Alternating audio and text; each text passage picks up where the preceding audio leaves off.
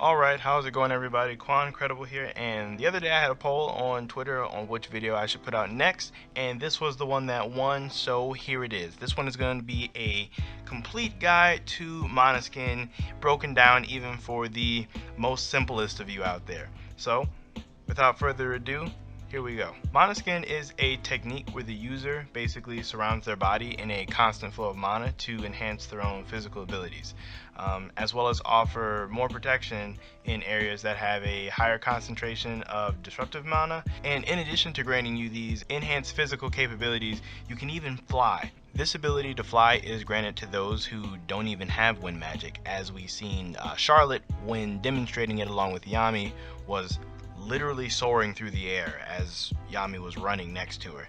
Now, I'm not for sure if this is because she's more skilled in it than Yami or has more magic control or what, but all I know is she has Briar magic and she's flying. I would liken this to Ken, which is a nin technique from Hunter x Hunter if you've ever seen it, where the users essentially do the same thing but with their aura. Now, don't get it confused, this isn't some high level technique. It actually, on the contrary, is extremely basic that any magic knight worth their own salt can perform.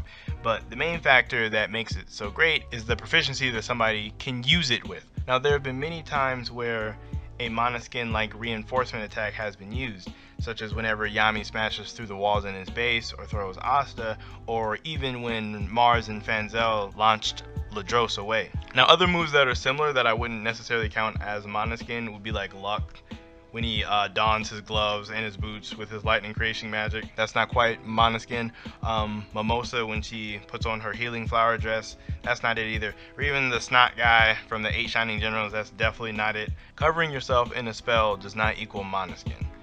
It is worth mentioning though that if manaskin was added to all these abilities that I previously mentioned, it would in fact increase the potency or effects of these abilities. So now at this point you may be asking yourself, well, if manaskin is so great, how come people don't just blast it at all times? Well, for many reasons actually. There's still so much that we don't know about the universe of Black Clover. We can definitely say that the characters only have a finite amount of mana that they can use before it's exhausted and they need to rest.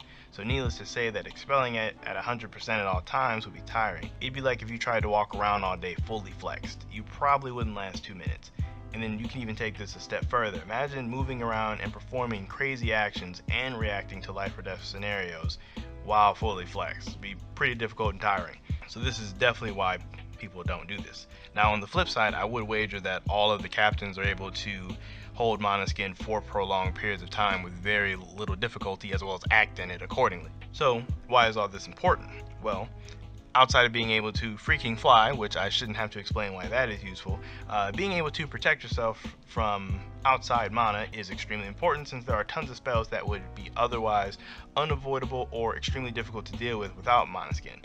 Like take Lotus for example. During his fight with Luck, he used an attack that covered the area with an invisible smoke to weaken him. Now if Luck had full manaskin at this time, the smoke would have been ineffective, provided he could have maintained his manaskin to protect him from its effect, as well as also having a slight speed and strength buff, which would have been extremely beneficial against his fight with Lotus. Also, if someone would ever have to fight someone with a overwhelming mana presence, i.e. a captain level fighter, the manaskin would offer more protection against this, as well as if you had to fight in an area that had its mana out of control. So, to sum it all up, manaskin is an amazing ability in the verse that we will most certainly see more of in the anime and the manga. Heck, we've literally only just scratched the surface, and there are tons more manaskin derived abilities. However, I'll go over these in other videos in the future. So, if you guys have anything you'd like to add or any comments, let me know down below. Outside of that, if you liked the video, please like and sub, and I'll keep bringing you guys great content. Outside of that, I'm out.